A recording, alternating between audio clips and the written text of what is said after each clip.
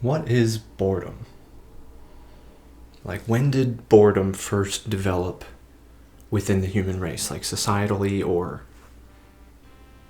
like, does it come from the agricultural revolution?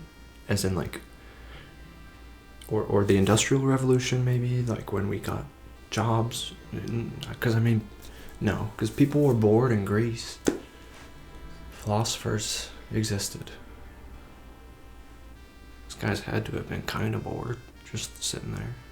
But were they enjoying what they did? Is that, like, they weren't bored if they were enjoying what they did? When did boredom come about? I don't have the answers to any of these questions, but they are what sparked me to want to make this video. So, here we are.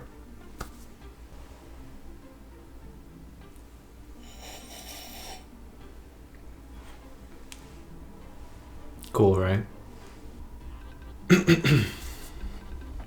So, without answering any of those questions, I will make some new questions. Why do we play games? To have fun is the obvious answer. Arguably, it's to madly replicate the childlike wonder we had with the very first few video games we ever played as children. Like, trying to replicate it in an infinite loop. Swearing upon each and every new game that you purchase that it's going to be just as good as those, first summer evenings playing Kirby Air Ride or Luigi's Mansion in the damp, insulated basement, avoiding the hot heat outside. It's just, nothing can kind of replicate those feelings that we're trying to recreate. Except for my cat playing right there during this take. Good job. Good job. Gigi. By the way, thank the Lord that they let Masahiro Sakurai make a sequel, and by God, it's so amazing. What the hell? I'd say it's well known that he's married to the woman who did the graphic design / UI design, and that's just mwah. That's just making art with somebody that you love and somebody that you know. You don't even have to be romantically loving them. You could just be platonically loving them. You kind of are by making art with them. Nothing better than that. Can you tell I'm drinking my coffee? Can you tell? It's all about perspective. With the ones that you love, you can sail more smoothly on the sea of background knowledge and past communication to create this unique product that is uniquely yours, like shared together. It's, like I said, nothing better. In the case of what I'm doing here today, what I like doesn't necessarily have anything to do with what you like. And that's good, and great, and best, and the way that it should be. I love that we all have our different niche interests. In fact, that's what I'm here to talk about today. I am going to yap about mine. But if you ever disagree with me at any point, or in any other future video, I just ask that you please mute the video, set it to ×2 speed, because that'll act like you're still watching it, and YouTube loves that for like engagement and tracking purposes. But you're doing that while you're typing your hate comment down below. That's fine. Yeah, but then, it'd be great if you also liked and subscribed to my channel, but that'd be a little bit too much to ask for in this first video. But I get, maybe you could just meet me halfway on the speed and the time thing for the hate comment. That'd be cool. Yeah. Anyways, now that that's out of the way, I'm gonna hit the doinger on the floor. Now that the defensive opener is out of the way, I can safely and comfortably launch into the deep dives on what I love. Idle games. They go by many names. Incrementals, clickers, idlers, number go ups. I don't really know what this term means, but I've heard it and I can assign its context to what I think it means. So I'm going to call them nothing burgers. I don't know. But then dopamine generators. And then this is my personal favorite because it feels right, but I call them Coco Melon for men who like excel.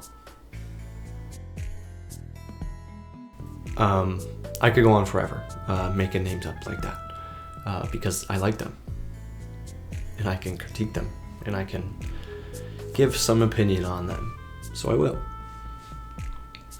But you know, that's me. I like those games. These games make my ape monkey brain go ooh ooh ah, ah, ooh ooh. I'm not gonna put that in the video. Maybe I will. I don't know.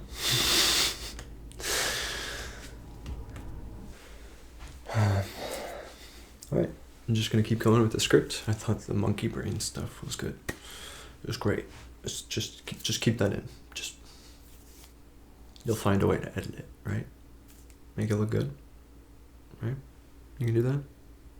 You can do that for me. That'd be nice. Make it look good. Make it look good. All right. I thought about trying to cover multiple games in one video or something along those lines, but that didn't feel right. Instead, I wanted to give each game a time in the spotlight. I wanted to highlight the unique features while also being able to, critique the inevitable weak points of each game. So, yeah. Who did that? We're starting with a game that just had its 1.0 release, though it's been available to the public / in early access for a while now. The Perfect Tower 2. At the time of writing this script, I have 185 hours in the game, according to Steam. They've just added more achievements in with this new release, so I'm at a meager 27% achievement rate right now. But, I do think that that's a good current metric to see how far I've gotten in with the save. It's just the furthest save I've ever actually had this time. I had some existing saves from before, because I did play during the early access a few times. I made a couple saves during that time. But I wanted to start another fresh save to witness all the changes and maybe like the tutorials and the ways that the game have changed since, their big 1.0 update. I wanted a fresh start to see everything. So that's what I did.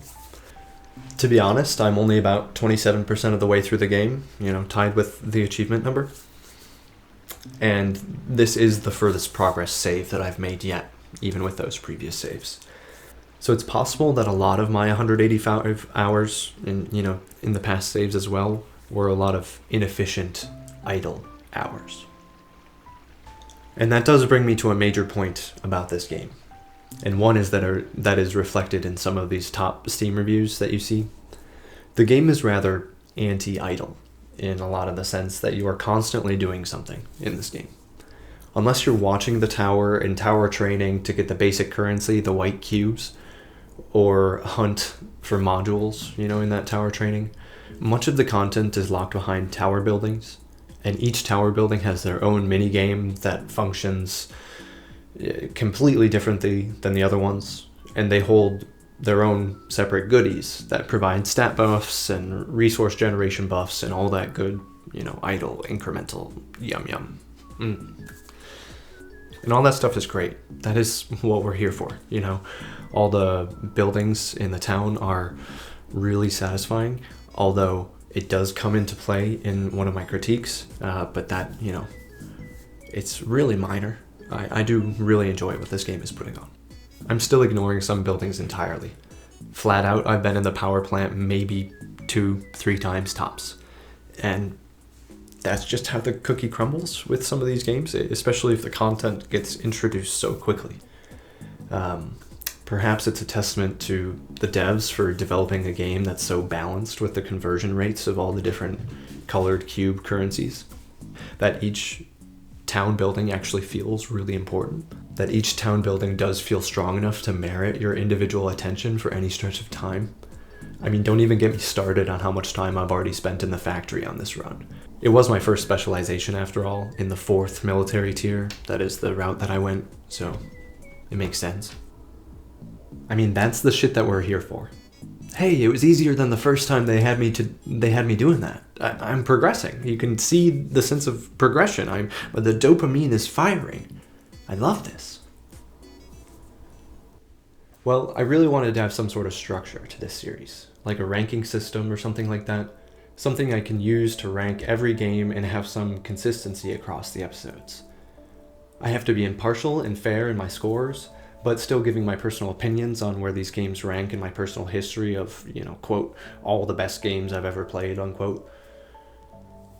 But yeah, let's think. Okay, how about basing it off some of these categories? Price, hours of content, theming, enjoyability, idlability. This category adds a letter grade to the total score, and the legend will be posted, as all good legends should be. And there's going to be a wild category, where I can add or subtract additional points at will, because this is my show, and these points are mine to do with as I please. Thank you very much. The more points is better than less points. Golf is kind of silly, and this ain't shitty golf. First category, price. 10 out of 10. It's absolutely fantastically free. It's absolutely fucking fantastically free. Nothing better. I think that it's a little bit criminal to have to pay for idle games, though here I am touting that they are worthy enough of an art form for me to want to justify my adoration for them. You do gotta pay artists for their art, so damn it, I'm a hypocrite. I'm a big old hypocrite here.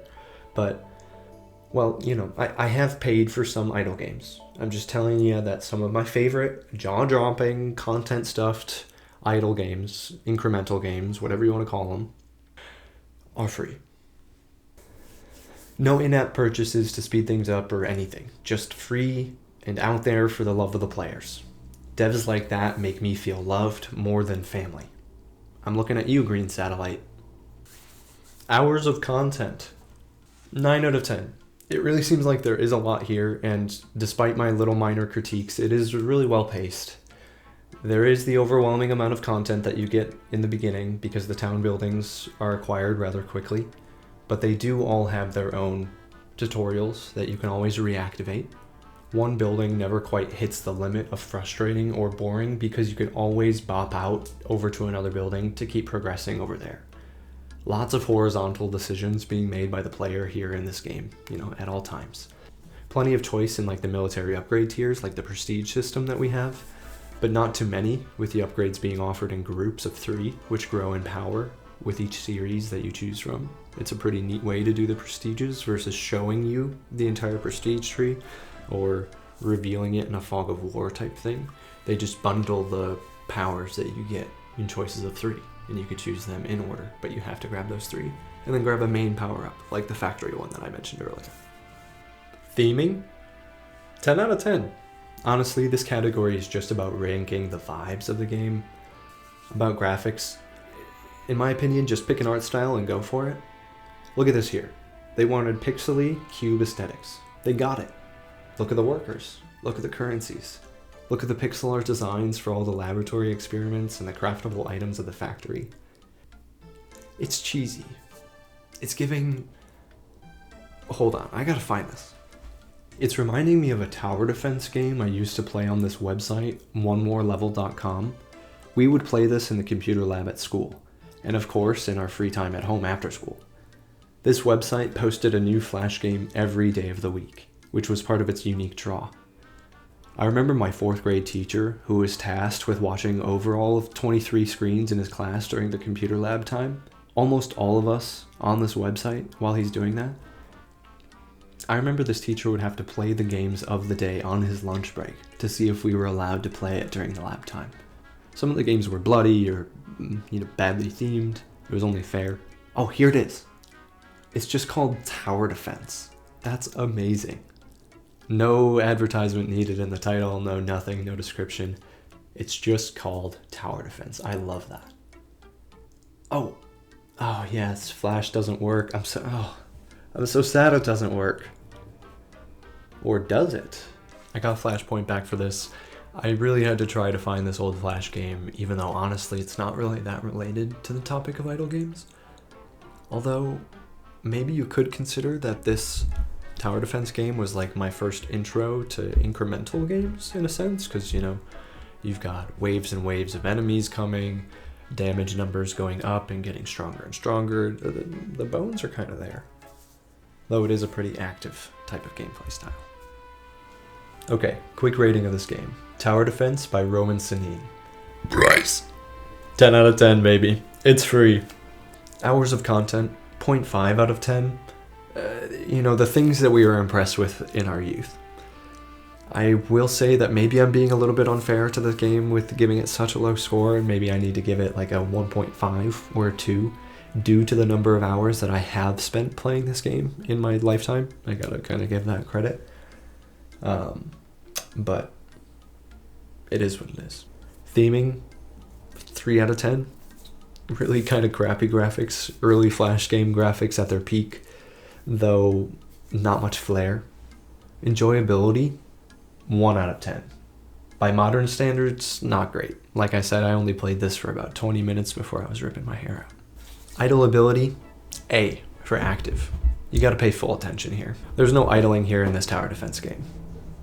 Wild category, plus 4 points for the flower being the strongest tower in the game. Even though it is ridiculously expensive, that's just a pro move. Flowers are great. Plant your hedgerows. Alright, where were we? Yeah. Enjoyability. The perfect tower too. All that? Yeah. Woof. Especially after coming off a game like tower defense, this feels like some nice alcohol-free mouthwash. I'm going to rate the enjoyability 8.5 out of 10. It's very enjoyable. Some parts feel a little slow here and there, but honestly there's so much variety on the table that I can't find many things to nitpick about. I like me some idle, which I can do at tower testing. I like me some active management with satisfying steps of incremental power growth, which I've gotten through getting the second floor of my sactory. Damn it. I like me some active management with satisfying steps of incremental power growth. I've gotten that from the second floor of my factory. Idlability. This game is going to score the same as Mr. or Mrs. Sanin's tower defense game. A for active. You're going to be paying attention to the game for the most part while playing it. This is not exactly second monitor content unless you get really good at scripting the AI. I don't know, man. I saw that screen and noped out of there pretty quickly due to its complexity. Wildcard category. Plus 6 points for tower customization alone. TARDIS Tower. Need I say more? You've seen the bucking bronco for most of this footage, I assume. This tower customization system is so tight. Import, export codes to share with the Discord or on Reddit. Molto bene, muy bien. Me encanta todo eso. I love all of this. It's kind of just like the cart customization in the recent Kirby Air Riders game. This is what gaming is all about to me. Making silly pop culture references to share with our fellow monkey-brained, game-loving apes. I mean, look at some of these carts that I saw in Kirby Air Riders, and this was like close to launch day, so I assume that they've got even better. Crazy stuff. Well, there you have it. Perfect Tower 2 gets a pretty high rating, all things tallied together. With a total of 40 points available, as well as a letter grade and a wildcard category, the Perfect Tower 2 gets a 43.5A. Dang, like, you're gonna have to keep in mind how I dole out these bonus points, but getting above the total number of points on the first game is kind of amazing. I don't want the power creep to come in like a few years. Might not even be a couple of years, I guess. Anyways. Oh, and Tower Defense by Roman Sanin gets a total of 19.5A. Tell me in the comments down below if you've ever played this game before, and most importantly, what towers did you use? Like, I want to share some of the customization import-export codes. That's always really fun. You know, we humans gotta stick together when it comes to creative expression. Why couldn't they automate the stinky stuff like wastewater management before the AI boom tried to come for the artists? It doesn't make any sense, and now we're in this curmudgeon little pit of hell that we're creating for ourselves. What are we gonna do? Well, I guess this brings me semi-full circle. Full semicircle? I didn't meet my full point, but I'm kind of rounding about in a little bit of the same way. Normalize paying for games that you enjoy. These games are giving us hours and hours of content. These idle games generally averaging in the hundreds of hours of content range. Almost always for free. Throw these devs a bone every now and then, especially these small devs. I know that the studio behind The Perfect Tower 2 has been focused on this for quite some time, and they've made a pretty refined product. Pay for what you enjoy. Do what you love. Love what you do.